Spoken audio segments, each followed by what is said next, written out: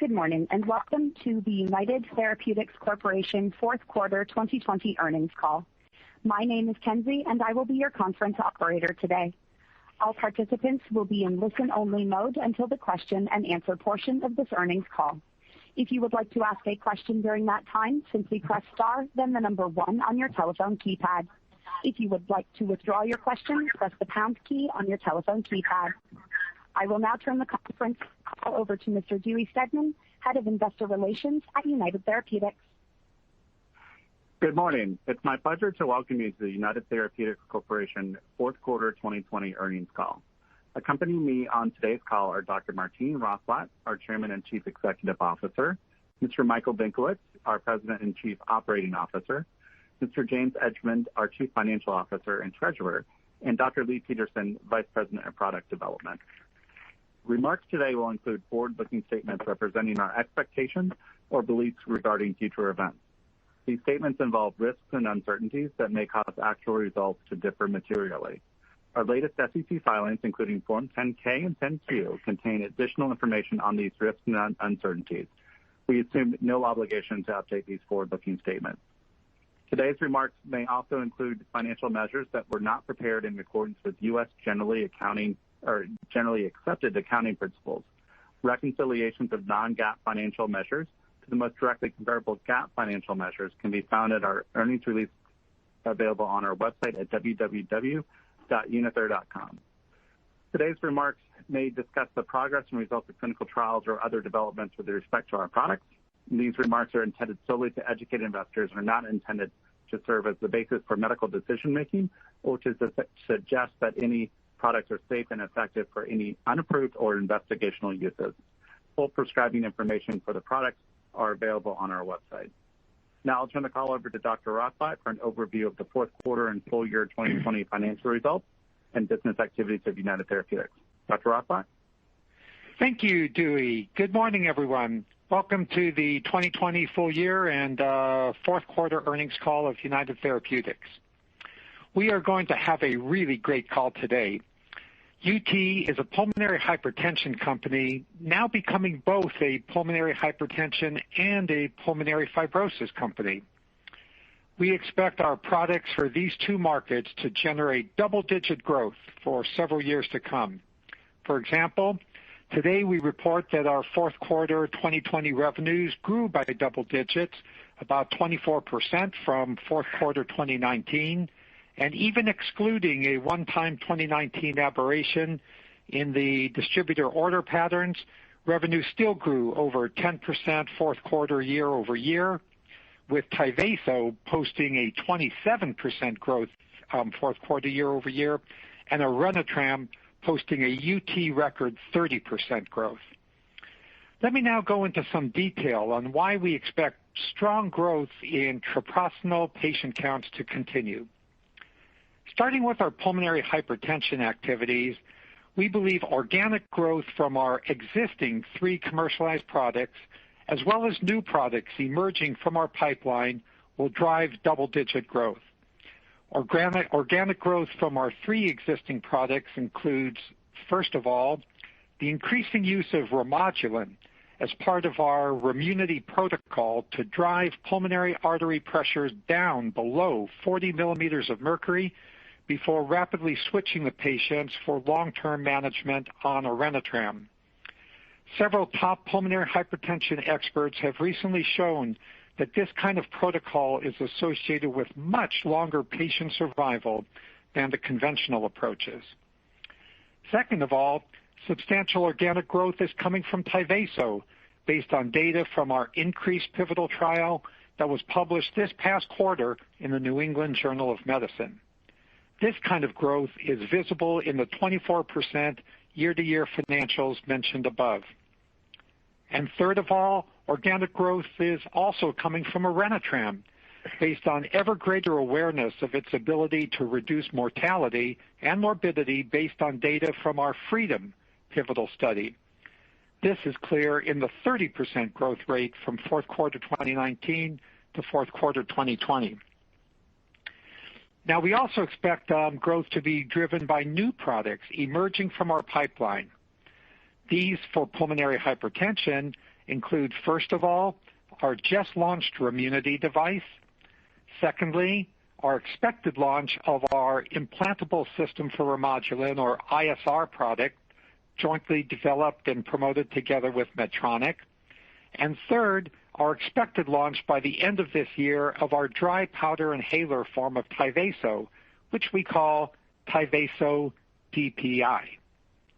Then, just around the corner, during 2022 to 2024, we expect to advance through late-stage clinical development and launch for pulmonary hypertension. First of all, our Trevian product optimized for dexterity challenge patients, which is in fact just awaiting resubmission to the FDA. Second of all, our once-daily alternative to Uptravi called Ralinepag. Thirdly, our once-daily version of Orenitram. And fourthly, a pain-reduced form of Remodulin called Remo Pro. So all told, you add up the ones that are on the market and about to come, we have 10 parallel pathways to propel double-digit growth in pulmonary hypertension, 3 on the market, 3 next up to the market, and 4 in queue behind that. Now, in addition to all of that, as mentioned at the beginning of the call, we have now built the bridge to evolve from just a pulmonary hypertension company to also being a pulmonary fibrosis company. This evolution was made possible by the beautiful results from our INCREASE trial reported in the New England Journal of Medicine that showed Tyvaso in ILD-PH, or also known as WHO Group 3 disease patients, met all of its primary and all of its secondary endpoints in patients with pulmonary fibrosis-induced pulmonary hypertension. This new indication, representing it's over 30,000 U.S. patients, has no approved therapies, and nearly all existing pulmonary hypertension treatments are in fact strongly contraindicated in it. You know, it's funny for me to reflect on this, but roughly speaking, it is like pending FDA approval in April, which our fingers are all crossed on. It's like starting UT's revenue climb from the birth of the company all over again, but this time without competition from Actelion, Pfizer, or Glaxo. Now, our bridge into pulmonary fibrosis is being even further strengthened with our phase 3 TETON trial of Tyvaso in patients with pure pulmonary fibrosis, that is, no pulmonary hypertension. In this trial, we'll test the hypothesis that Tyvaso is a disease-modifying drug on top of existing pulmonary fibrosis treatments. That hypothesis, already indicated by benchtop studies, received strong confirmatory data in the INCREASE trial because the patients on Tyvaso had improved forced vital capacity outcomes, or FVC, as compared to just a reduced rate of decline in FVC seen in the conventionally treated group. Now, this patient population, the pure pulmonary fibrosis patients, numbers about 100,000 in the U.S. and are easily accessible since they are being treated already with either pirfenidone, also known as Esbriet, or nintedanib, also known as Ofev. So between the Group 3 population of 30,000 patients I mentioned before that we hope to get approval for in April, and the TETON population we hope to show success in by the end of next year, numbering about 100,000 patients, there will be plenty of Tyvaso patients to drive double-digit growth for several years to come. I should also add that we expect our approval of our Tyvaso DPI, I mentioned that earlier, to include a label not only for pulmonary hypertension patients, but very importantly, also for pulmonary fibrosis patients. In summary, without even getting into our phase 3 trial in COPD-associated pulmonary hypertension or a registration trial for pulmonary hypertension gene therapy, UT's prospects have never looked better. With a total of 12 other vectors to double-digit patient growth, some in pulmonary fibrosis, some in pulmonary hypertension, some on the market, some soon to be launched. We feel very confident that the most important growth phase of United Therapeutics is just about to begin. Now, I'd like to open up the lines for questions. We have a number of experts joining me on the phone. So if you ask me the question, I'll forward it either to Mike Benkowitz on all business questions, to James Edgman for all financial questions, to Dr. Lee Peterson for scientific questions, and to Dewey Steadman for any IP questions. Operator, please feel free to open the lines. Thank you. At this time, I would like to remind everyone, in order to ask a question, please press star, then the number 1 on your telephone keypad. If you would like to withdraw your question, you may press the pound key. Our first question comes from the line of Joseph Thome with Cowen and Company. Please go ahead. Your line is open. Hi there. Thank you for taking my question, and congratulations on all the progress. I want to discuss the hopeful integration of the DPI a little bit. Can you give us your thoughts on how you expect to transition in or start patients on the DPI and PAH? And then for PH-ILD, because the DPI could launch reasonably quickly after the formal label expansion, how are you thinking over the next 12 to 18 months integrating PH-ILD patients on the DPI versus the nebulized Tyvaso version? Thank you. Yeah, thanks so much for those good questions. You know, they're both really in the realm of business questions that Mike Benkowitz and his very talented team have already been working on and interacting with physicians on. So, Mike, could you take that question? Sure. I think the answer applies really, I think, to both indications. And, we're really excited about the progress we've made with Tyvaso DPI. We're looking forward to the filing, as Martine said, in April.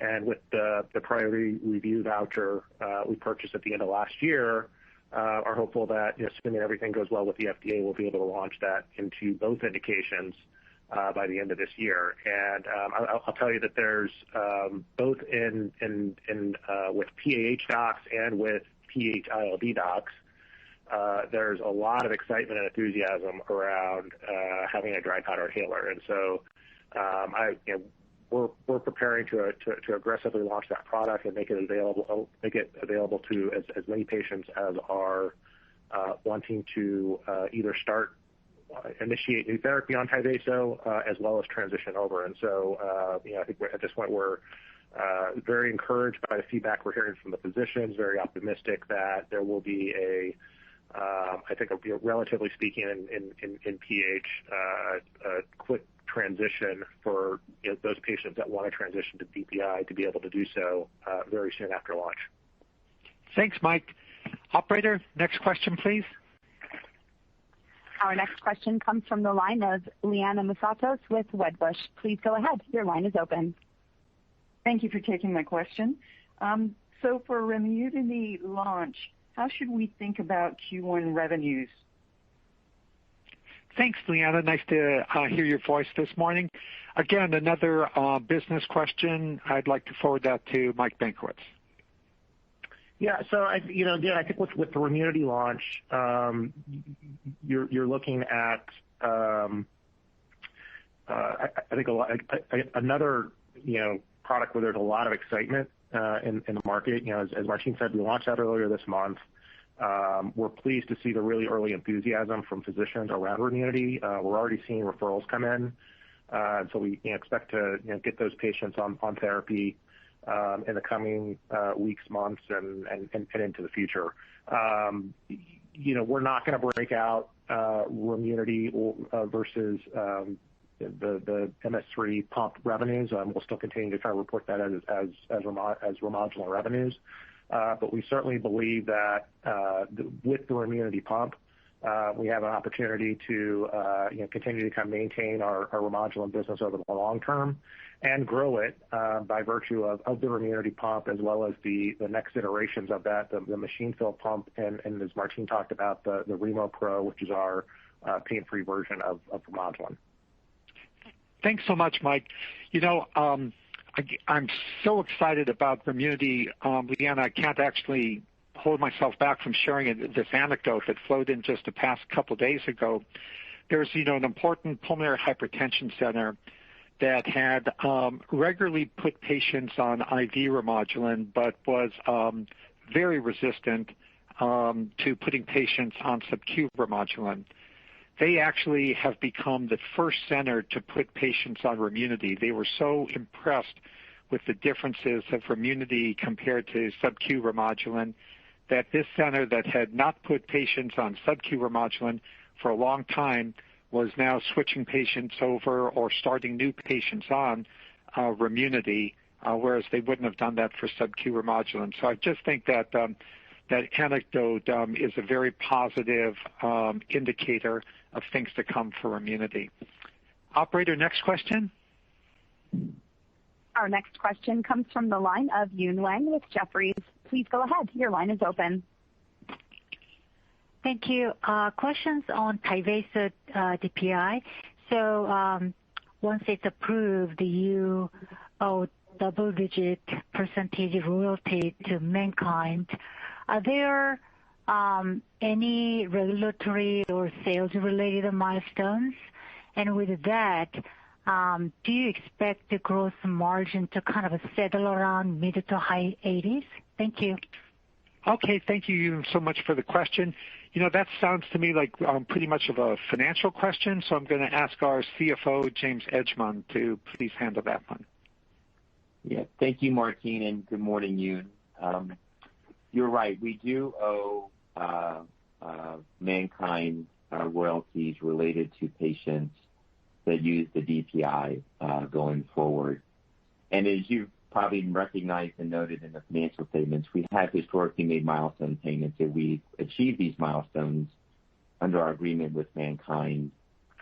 Going forward, there are limited milestones with respect to pursuing other indications. So our main financial obligation, as you kind of referred to, is really around our royalty obligation for new patients to go into DPI.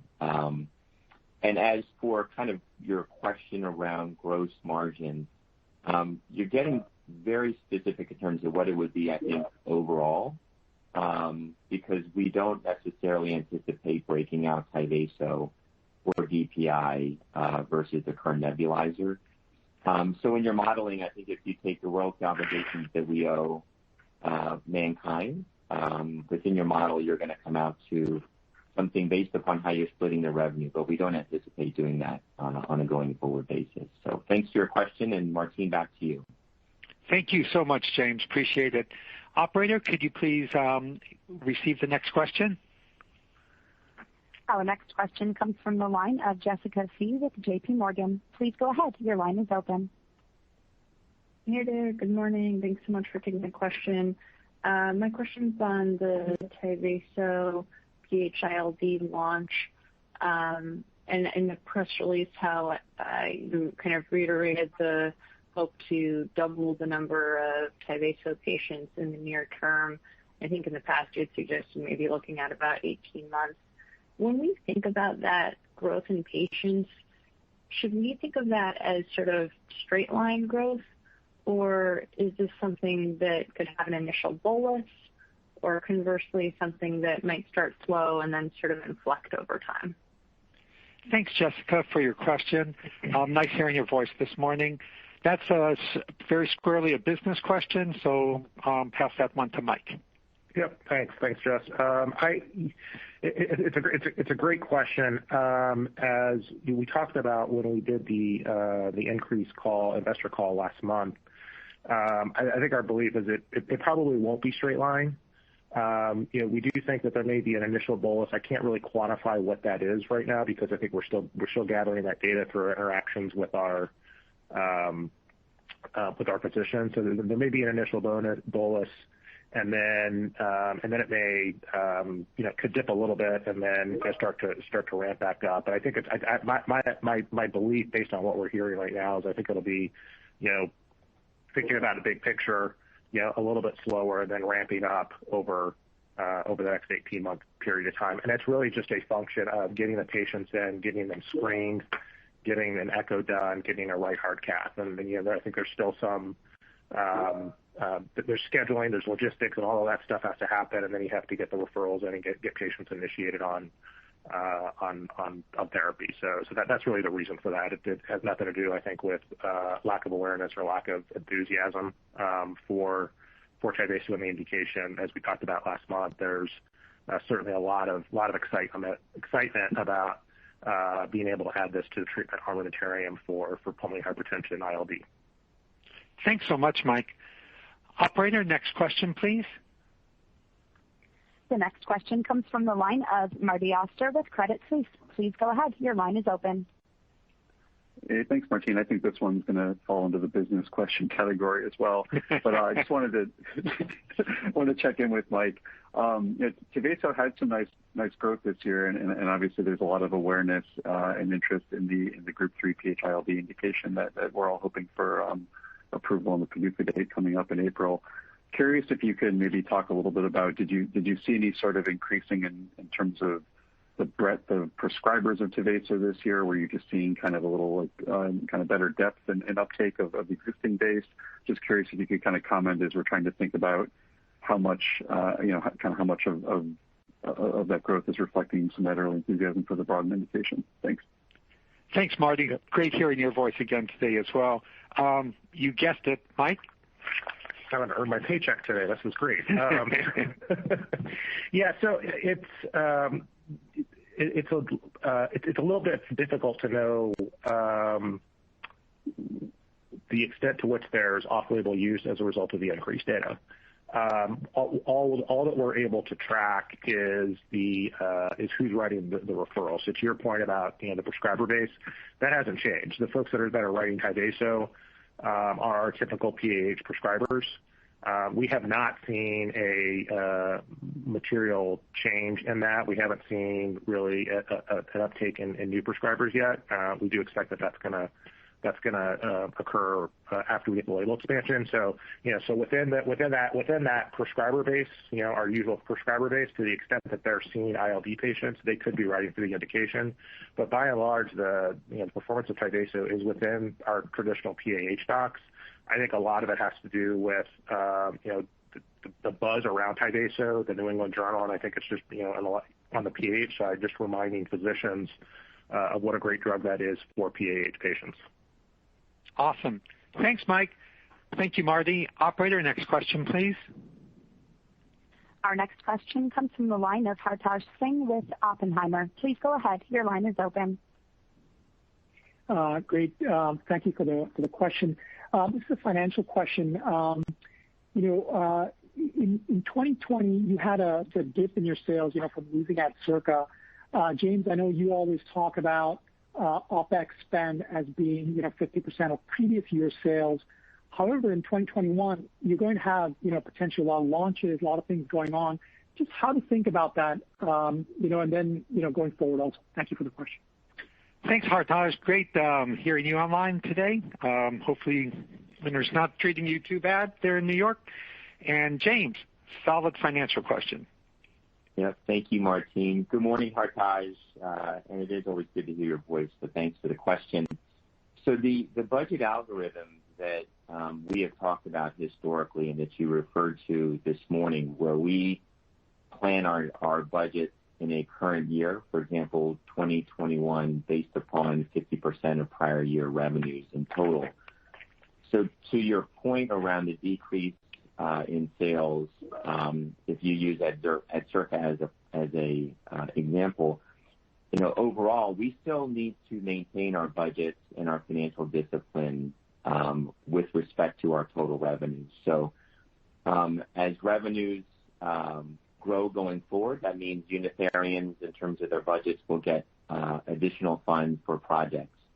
With respect to your specific question on 2021, we still need to stay within our budget algorithm with all the activity that Martine and Michael talked about in terms of product launches and clinical development. We still need to make sure we stay within that budget algorithm. So our 2021 budgets are based upon 2020 revenues, and that's how we built them, and that's how we'll execute across the course of 2021. And all Unitherians know that in order to get more and additional budget dollars, we need to all grow revenue across the firm, and that's what Martine talked about, double-digit growth going forward. And that really is the objectives across United Therapeutics. So thanks for your question, Hartaj, and Martine, back to you. Thanks, James, for a great answer. And, it's really beautiful hearing you describe the budget algorithm, because the vision that I have in my head is that we have not, 100 people rowing to grow the business of the company, like just the sales and marketing force, but we have 1,000, the total headcount of United Therapeutics, all rowing in the same direction: the product development, the research and development, legal, financial. Everybody is focused on a singular goal of growing the company so that everybody in the company can have additional resources available to grow the projects that are nearest and dearest and center to their own career development experience. So that budget algorithm has had an excellent effect of kind of, magnetically aligning all 1,000 Unitherians in the same positive direction. Thanks for bringing up that question. Operator, next question, please. Our next question comes from the line of Terence Flynn with Goldman Sachs. Please go ahead. Your line is open. Hi, good morning. Thanks for taking the questions. Maybe two for me. Martine, you talked about double-digit revenue growth. Just wondering, that I think for 2021, but how sustainable is that longer term?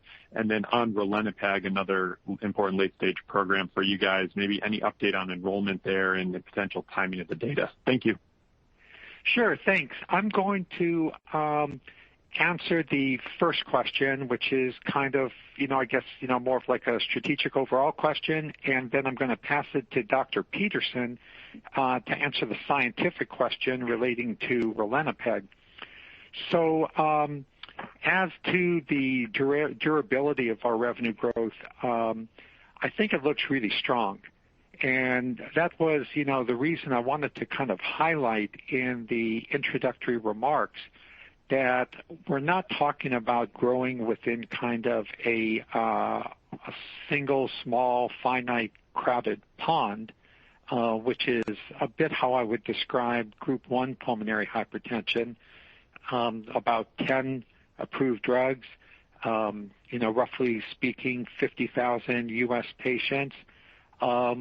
We are going to grow in that Group 1 pulmonary hypertension, but the durability of our growth, throughout the 2020s doesn't depend just on Group 1 pulmonary hypertension. You then, on top of that, have this Group 3 community, which is, one of their feet are in pulmonary fibrosis, which is the cause of their disease, and the other of their feet is in pulmonary hypertension, which we know very well. And now we've done the necessary pivotal trial, executed to a level of scientific rigor and competence that it enjoyed publication in the New England Journal of Medicine, and hopefully to be approved in April. Now, with that launch, we will go into a patient population of approximately 30,000 patients who are almost all already being treated for their pulmonary fibrosis, but virtually none of them are being treated for their pulmonary hypertension because there was no drug approved to treat that. And that's why I mentioned at the beginning of the call, this is to me like, kind of a very beautiful scenario. It's like when we started the company, a decade or two ago, there were maybe 20,000 pulmonary hypertension patients, and we were competing with Glaxo on the parenteral side. We were competing with Actelion on the oral side. We were competing with another drug called iloprost on the inhaled side. And those actually fragmented, and then we had 10 different competitors as we do today, but still growing organically within Group 1. But in Group 3, there's none of that.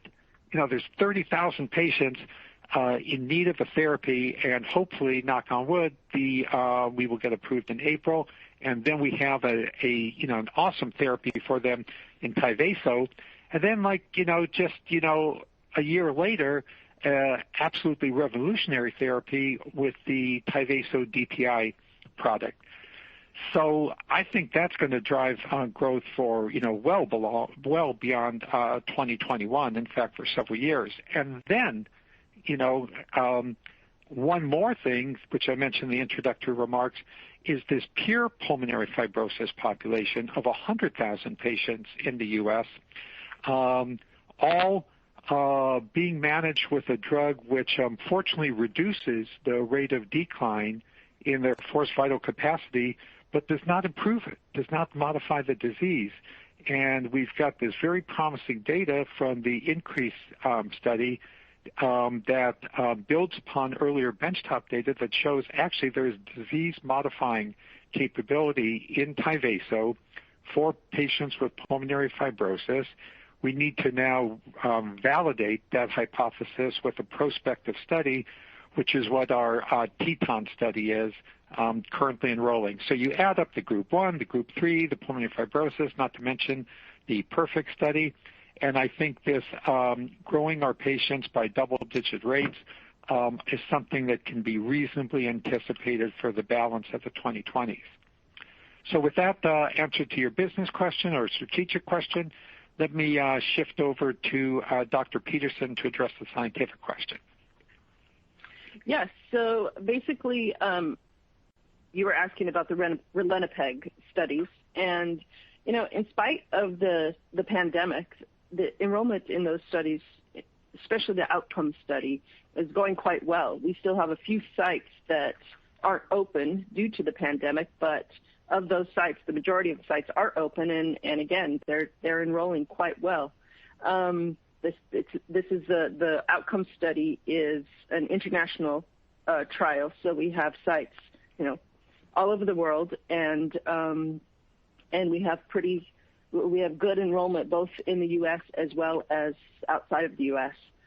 We're still planning to have this outcome study enrolled in 2022 and then have a readout in 2024. Now, remember, this study is endpoint driven, hence the name, outcome study. And so not only do we need to have the patients enrolled, but we need to follow them and collect data on the disease progression of these patients and then compare that in the two groups. So we expect a 2024 readout and a 2025 launch. We're also enrolling our CPET study. Now, that study isn't endpoint driven. It's change in peak VO2 from baseline to week 28. And we'll be enrolling 193 patients in that study. And that allows for dropouts. And so if we don't have as many dropouts as maybe we put into the initial calculations, we could finish that trial sooner. But we're counting on them both to be finishing around the same time at this point. We'll know more as enrollment progresses and the sites continue to open up. Thank you so much, Dr. Peterson. Operator, we have time for one last question. We have no telephone questions in queue at this time. Okay, thank you so much. Well, everybody, I would really like to express our appreciation for your participating in this quarterly earnings call covering the fourth quarter of 2020, full year 2020. As promised at the beginning, it was going to be a really great call, and it was. We had so many good questions, and it's been the pleasure of Mike Bankwitz, James Edgemond, Dewey, and Dr. Peterson and myself to join you this morning. Have a great day. Thank you for participating in today's United Therapeutics Corporation conference call. A rebroadcast will be available for replay for 1 week by dialing 1-855-859-2056, with international callers dialing 1-404-537-3406 and using access code 899-9095.